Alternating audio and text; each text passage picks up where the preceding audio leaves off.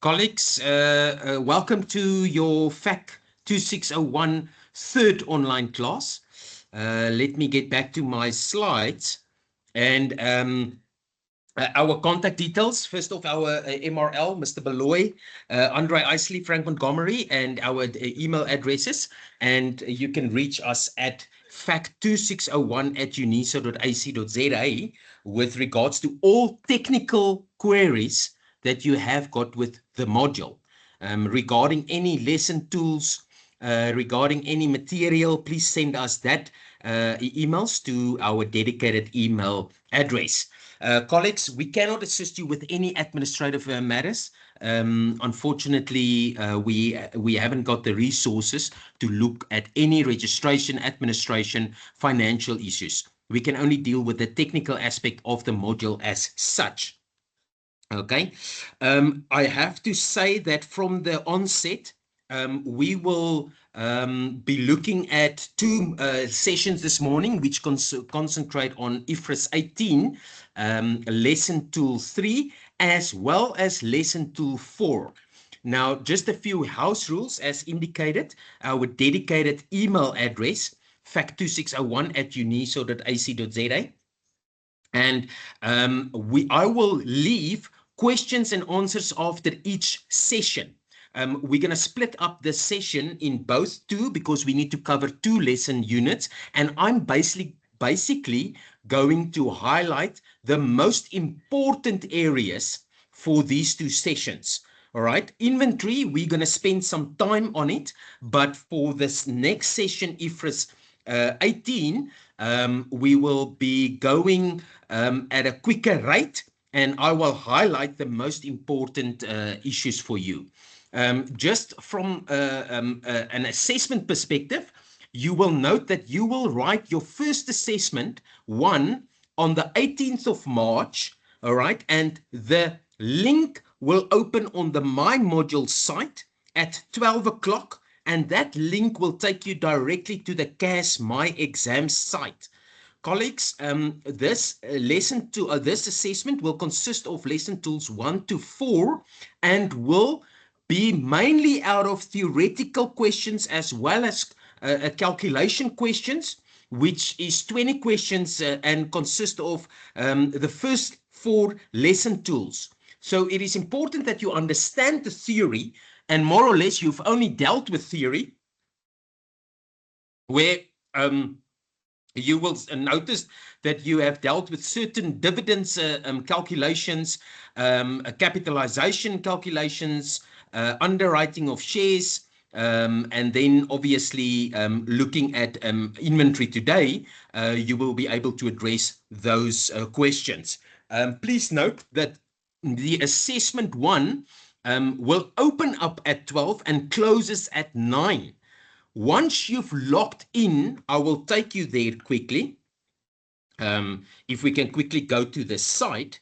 So for your perspective, you will come directly to assessment under lesson tool 0. All right. You will come to assessment 1.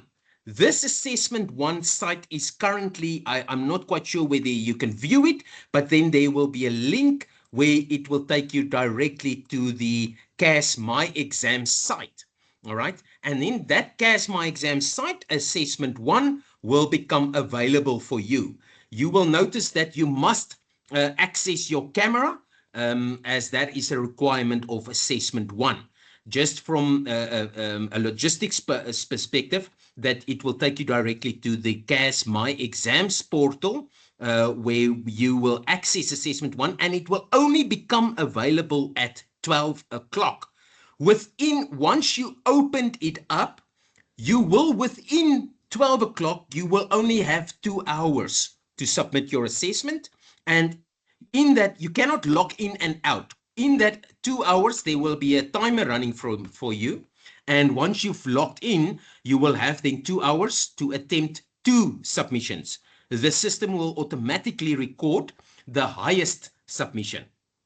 Okay, so let me get back to my slides. So again, colleagues, it's important to note that you will only have 2 hours The assessment one cannot be moved. It cannot be postponed. You need to make sure that you submit within the allocate time.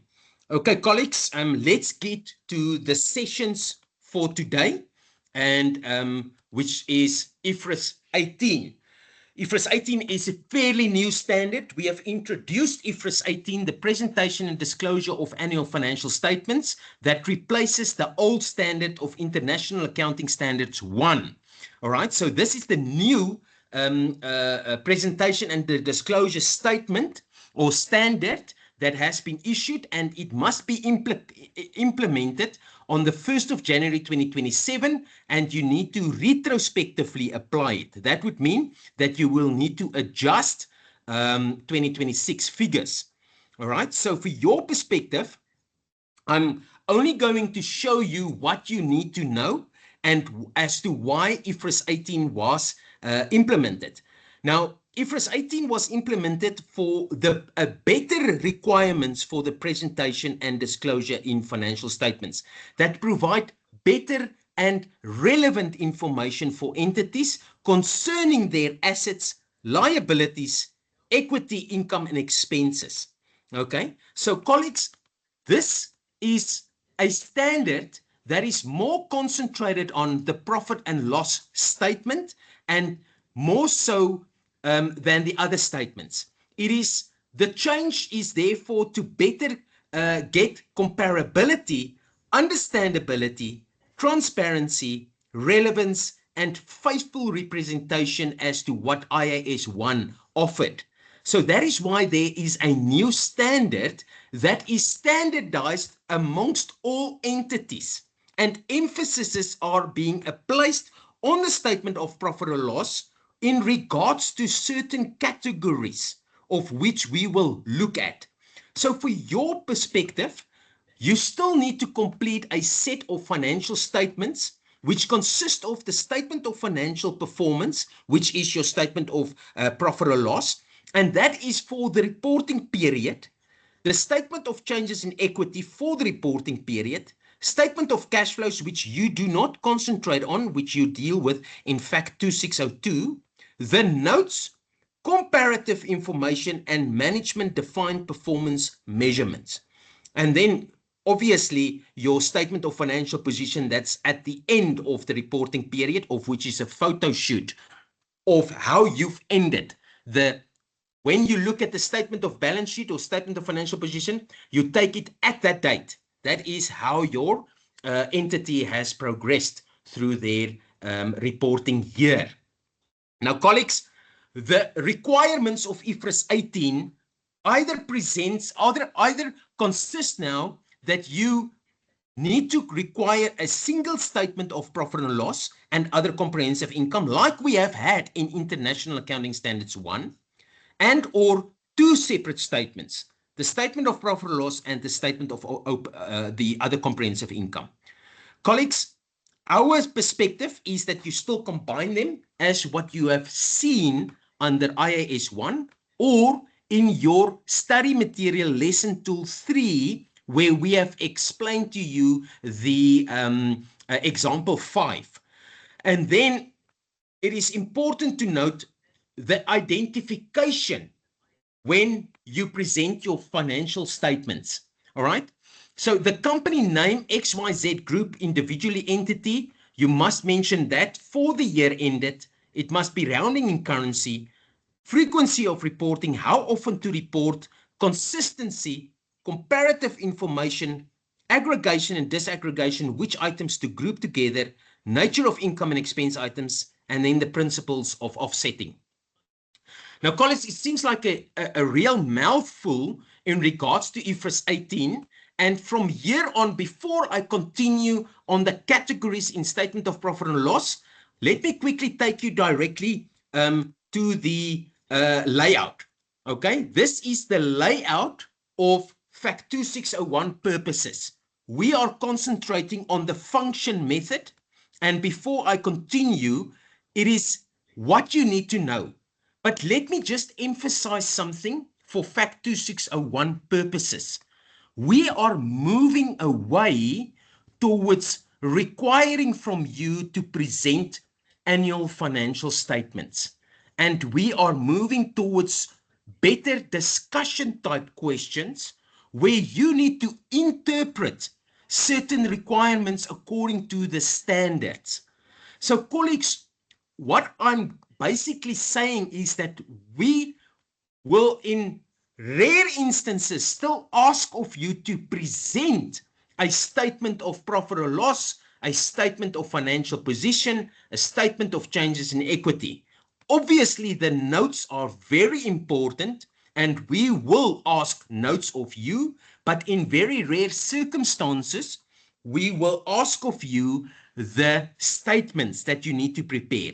These statements will not fall away for accounting. They will still always be part, but they are moving towards the first year module. So you will be the last students to be assessed on the statements as they are being presented here. So for your perspective, yes, I understand that you have not dealt with IAS 1 and IFRS 18 is now the new presentation and disclosure format for financial statements. And I will take you through that quickly and directly and to show you exactly what you need to know for your upcoming assessments. But as a disclosure from our side, statements or the preparation and formats of statements does not form the matrix or the pinnacle of the module FAC 2601.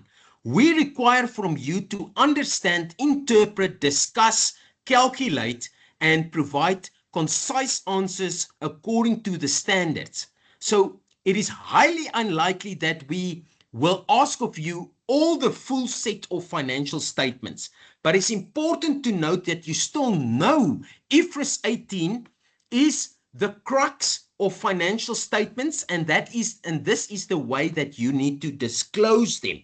All right, colleagues, this is the format that can be required of you when we will ask of you to prepare the statement of profit and loss. But having said that, as we indicated, we are moving away towards asking you the preparation of financial statements. We will rather ask of you, for example, please provide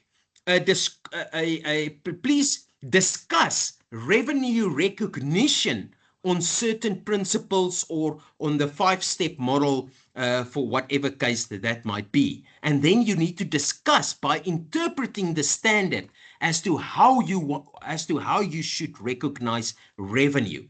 But from the onset, this is the example for IFRS 18 presenting the statement of profit or loss and other comprehensive income by function. Okay, this is the method that FAC 2601 prescribes. We don't lean towards the nature, so you can ignore nature for now for your study purposes for FAC 2601, as when we address or ask of you a statement of profit or loss, we refer to the function method. Okay, and before we come back to the statement, let's look at the categories. Now, colleagues, as indicated, IFRS 18 has introduced better, relevant, reliable, comparable, understandable information, and they've split the statement of profit or loss up into certain categories. Okay, the first category, which will be the operating category, is the default category if you cannot allocate or aggregate and disaggregate certain income and expenses in a other category, then it will automatically fall towards the operating category. But colleagues, I will show you in an example where when it comes to your purposes, for all of our entities which falls under manufacturing entities, it's not a specified main business activity, it's an operating manufacturing entity. You will always classify certain things still under the operating part of your section of profit and loss. Okay, so the operating section I will show you is dealing with the default category for income and expenses not classified elsewhere. Now, let me from the onset give you an example. Depreciation on motor vehicles or assets, which forms part of your business operations, that depreciation will fall under your operating activity, and I will show you under which line item. All right. Or other fair value adjustments, interest on investments, all of those things will fall under investing category. And when you have got interest on or finance cost on your loans or borrowings, they will fall under financing activities. Now, let me tell you, we as FACT 2601 do not deal with entities that are of a specified main business activity. For example, investing in assets, investment bonds. The character of the main business of these entities classifies certain expenses in operating rather than investing or financing categories. For example, interest expense for a protection company is in the financing category, but for a bank would be in the operating category because it forms part of its operations. Okay. So basically what we are saying, a specified main business activity is, for example, a banking institution like Absa. All of their revenue or their interest on their deposits that you make do not fall under investing activities, but it will fall under operating activities because that is their operations. They are in the business of lending and giving out finances, borrowings, loans, okay? That is their business. So when you have interest on loans from customers or deposits made at the bank, it will fall under the operation for a bank because that's their main business activity. We, as FACT 2601, do not deal with any specified main business activity. So you will find that we don't have any banking institutions or specialized protection company companies. We will only deal with manufacturing entities, and all of their categories will look the same, which means that when you deal with fair value adjustments on investments or your finance cost on borrowings, it will come under investing and financing, and then all other things like your depreciation, profit or loss on sale of assets will fall under the operating section, and I will show you an example when we need to deal with that. So colleagues, this is the categories introduced in the new IFRS 18 that everyone needs to comply with, all the entities out there. And the operating section, as we indicated, consists of depreciation on PPE. Now, this is not the only thing that will fall under there, okay? I will show you an example, but it is an operating asset that forms part of its operations as a normal manufacturing entity does. It's not in the business to provide loans or a bank that need to get deposits and hand out loans. And then for a manufacturing entity, when you've got rental income, gains and losses, including fair value adjustments on investment property, it will fall under the investing category. So all those gains and losses, fair value adjustments, rental income, all those things will fall under the investing category. And then income and expenses from loans, your financing costs will fall under the financing category as under finance cost. Okay. The character of their main business of these entities classifies certain expenses in operating rather than investing or financing categories. For entities that hold investment properties for rental or capital appreciation as their core business, the gains and losses are classified in the operating category. So when we are dealing with a specialized main business activity like an investment property company, those capital appreciation or gains and losses will go to the operating section. But for your purposes, you will not classify investment property gains and losses under operating because it's not a main business activity. This is a manufacturing entity that has got for argument's sake, an investment property that it bought for capital appreciation, and those gains and losses will fall under investing category. Okay, so the classification is based on the nature of the asset, liability, or transaction which they are derived from. All right, colleagues, I will go quickly through this, but I'm just highlighting the most important things for your perspective. Like I've said, the critical part of this is that you understand the different categories and different totals that were introduced by IFRS 18, but it is highly unlikely that you will need to draft statements of profit or loss, but we can still ask them. We can still ask of you to prepare the statement of profit or loss, but we are moving away from the preparation of statement of financial position, statement of profit or loss, and so forth, and concentrate more on discussion type of questions where you need to interpret the standard and calculations and then the note requirements.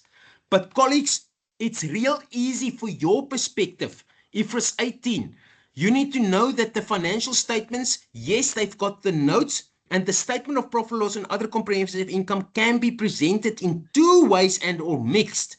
We, as indicated before, classify your statement of profit or loss and other comprehensive income according to the function method, which give rise to them, and that is the FACT 2601 preferred method. All right, so I'm going to show you exactly what you need to know, okay, for examination and assessment preparation. As well as, colleagues, you need to know that from a theoretical perspective, we will ask of you multiple choice questions that addresses where you need to classify certain items under which category. And I have already indicated as to how or where you need to classify these type of things according to the categories. All right. But the IFRS 18 says that there is no choice anymore. It really depends on the main business activity, where you need to allocate or classify your income and expense items. All right. So the categories are most important. Now, colleagues, this is a set of financials, a depiction of what you will need to know. Whenever we ask of you the statement of profit or loss, it is presented by the function method. All right. So you will have as normal your revenue, your cost of sales for IAS 2, which we will look at after this session. Your gross profit, your selling expenses, general and administrative expenses, research and development costs, which you will ignore, and then the total that was introduced, operating profit. This is a new total. All right. And then, colleagues, you've got your investing category. This investing category consists of the interest income from cash and cash equivalents, your gains and losses on fair value adjustments on investments. All right. Your profit before financing income tax is another required subtotal as introduced by the standard. Then your financing category, interest expense on borrowings, which consists of your finance cost and liabilities, all of them will be categorized under the financing category. Profit before income tax, the income tax expense, and then profit from continuing operations, loss from discontinued operations, and then the profit for the year subtotal. So all entities implementing IFRS 18 throughout the world is supposed to present the new IFRS 18 requirements according to their categories. Categories are the way to go to highlight a better understanding of your performance regarding your profit or loss statement for the year.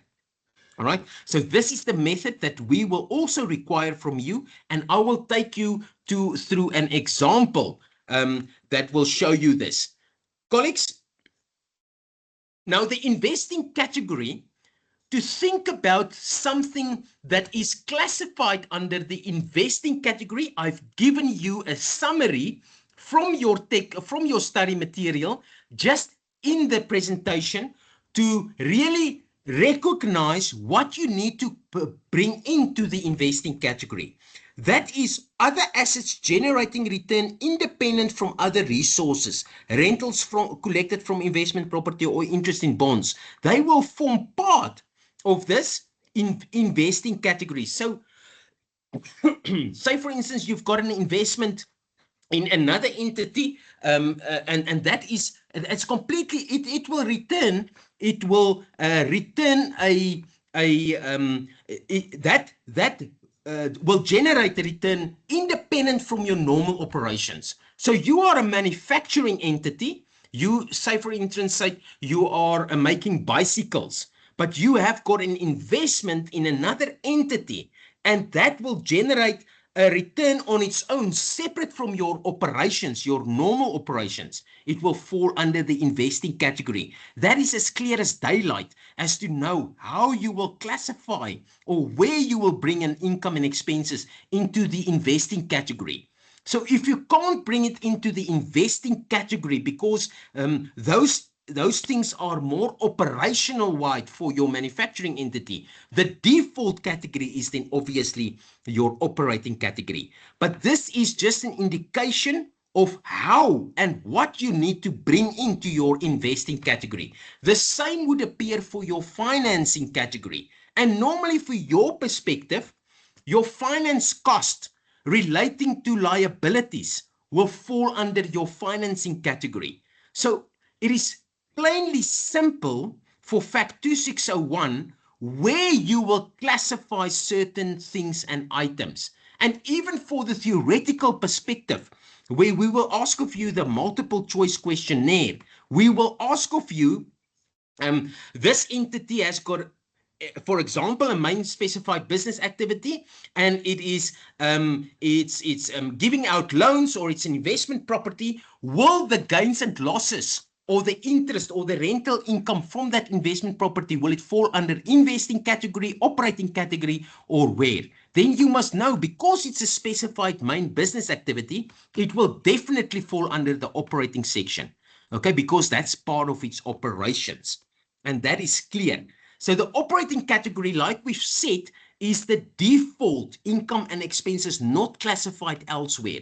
All right. So you need to classify income and expenses that you could not allocate first to your investing or financing category. You will bring into the operating category. Now, colleagues, especially for our purposes, you will look at entities without specified main business activity. This is the statement of profit or loss that you will need to present whenever we ask for a statement of profit or loss according to the IFRS 18 new disclosure perspective. Now, this is where you will classify all your expenses for the operations of the manufacturing entity. We will not be looking at main specified business activity like providing finance to customers. We will look at the manufacturing entities. All entities that you are familiar with will bring in this statement of profit or loss according to IFRS 18. So other operating income, distribution costs, that other operating income can be whenever you sell an asset, a vehicle, a machine, whatever the case might be, that's part of your operations, will fall under other operating income. Distribution costs, administrative costs, other operating expenses, for example, your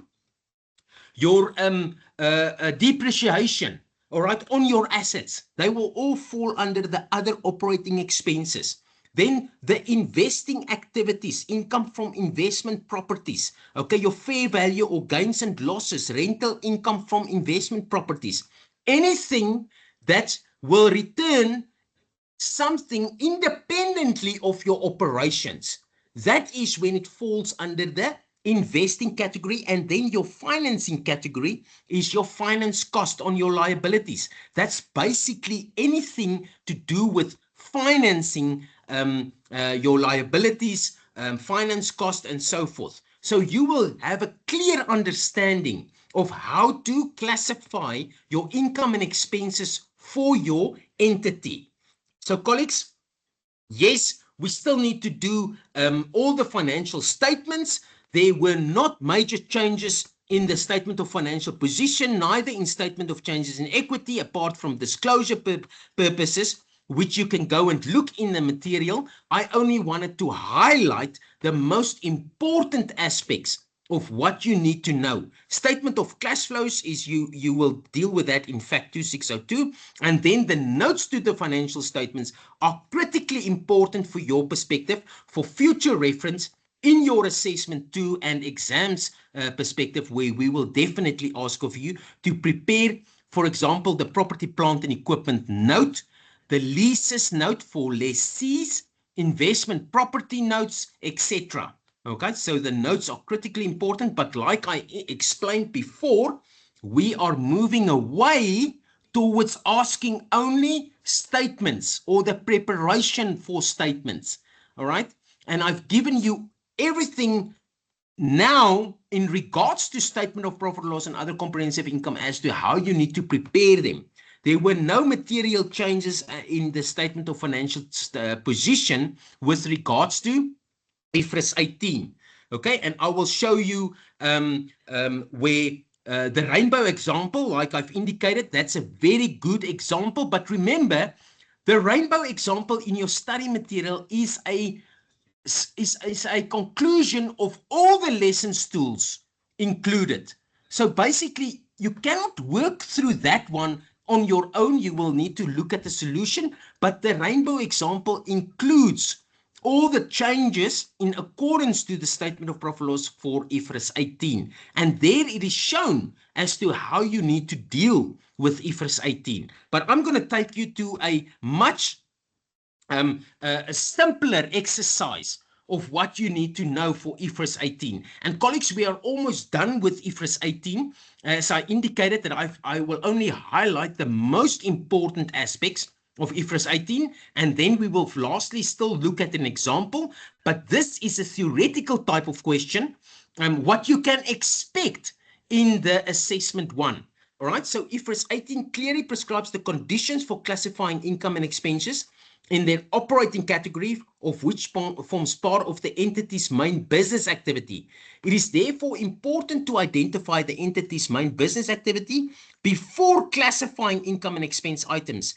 If the entity's main business activity is to provide finance, here is the crux. This entity main business activity is to provide finance to customers. So that's part of their operations. In which category will it classify the interest income from loans to customers? Now, colleagues, it's obviously the operating category because that's the entity's main business activity. It's part of their operations. And I've indicated where you can get the reference for this section as to where you will find the answer. And this is the type of theoretical type of question that you can expect for your upcoming assessment. Now, colleagues, I want to take you quickly through this last example, okay, that we can allocate these type of things whenever you get something like a manufacturing entity and where it will all be taken through. All right, so colleagues, you can see that when we're dealing with manufacturing entity of bicycles, for example, like I explained earlier, all your categories will have things that are allocated to them. Sales. You sold 10,000 bicycles or a revenue of 10,000 for the period. Cost of sales, all part of the operating. The profit on sale of 1,000 bicycles is in the operating section. Shelling expenses, general and administrative expenses for part of your operations. Depreciation charge on normal PPE machinery, that is the one that you are making the bikes for. Okay, you can see that clearly these items form part of the operating section of your entity. Investment made and investment property and rental income, where will that thing go? Surely it must go to your investing category. Okay, that is how you will classify these items. Dividends receivable from subsidiary. Clearly, it's an investment in the subsidiary. It's not part of your normal operations, so it must form part of your investing. Fair value adjustments held for trading financial assets. 10. Again, investing activities. These assets can generate a return largely independently of the operation assets, of the operating of the entity. That's why they will fall part of your investing category. Finance cost from the lease liabilities, okay, is financing, and interest received on a loan to customer is investing category. You receive interest on a loan given to a customer. That is not part of your operations, but it's part of your investments. Okay. And that is why, as to why you will, it will fall under the investing category. Financing, finance cost from lease liabilities. Now, colleagues, there is another Excel example, which basically what I have done is I've taken this thing. Let me just go out of here. Okay. And I will post, or this is already on the site. If you go to the My Module site, I have interpreted the example I've just shown you on the PPE. Okay, on this example, I have gone and PDF it in a better format, explaining as to where it needs to be allocated. I also have given you a summary of the investing category, what you need to look out for, okay, especially for your assessment 1. All right, so where you need to allocate what. The same for financing category and the same for the operating category, residual category. All right, colleagues. That is on the site, and here is an example of the of entities S does not have a specified main business activity. I also have given this to you to go through as to where you need to allocate certain things when you deal with them for a manufacturing entity. And colleagues, that is the crux of this IFRS 18. All right. This is for the statement of profit and loss and other comprehensive income, how you need to present the statement according to IFRS 18. More or less, everything that you need to know for assessment 1, okay, and how to interpret the different categories with the subtotals required when we were to ask of that. And then, colleagues, I've posted that under the site. And then the management defined performance measures, as you will see, is another requirement of IFRS 18, but you only need to take note of this, and we cannot ask of you a long 10-mark question, okay? It might come up in a theoretical type of question where management defined performance measures needs to be addressed. All right, so colleagues, you can go through with this in your own time.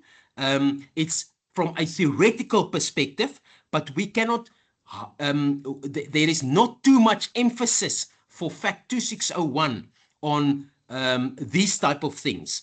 Okay, colleagues, so from IFRS 18's perspective, management defined performance measurements, the categories as being disclosed are the most critical important aspects. What I've given you here is what you need to know. Colleagues, this slides I will update and I will put for you on the site.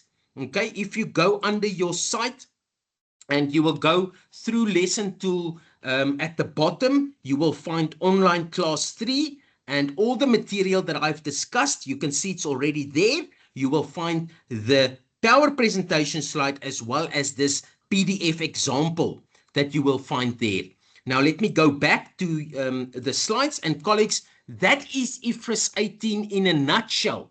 I have gone very quick over the most important topics and what is critical for you to know. Remember, for all assessment or examination tips, you must read the required first, practice a lot of questions. Your time management is of the essence, and practice makes perfect. Let me now close off this session. We're going to stop for 5 minutes. I will be looking at questions and answers, or questions if there are any. And then let's get back at 11:45 I'm going to give you a 5-minute break before we hit IAS 2 inventory. As indicated, we are now, let me just get to the section here. I will look at some questions quickly, but as I indicated, I've got another session to do. I will just stop the recording for now, and then we can commence at 11:45 to look at IAS 2. But colleagues, I've really tried to summarize IFRS 18 for you in a nutshell, and what you need to know for the assessment and the upcoming examination, as indicated, how to address the certain categories, the subtotals of what's required for IFRS 18. Again, the slides are already posted on the site, as well as that JD example we went through. But from your perspective, you will be looking at how to classify income and expenses according to the function method, okay, according to those subtotals, those categories, and how you need to classify them. It's really simple for your perspective that you need to know. Okay, colleagues, let me stop the recording and let's get back to 11:45 for a toilet break, a comfort break, and then we're going to start looking at IAS 2. Thank you.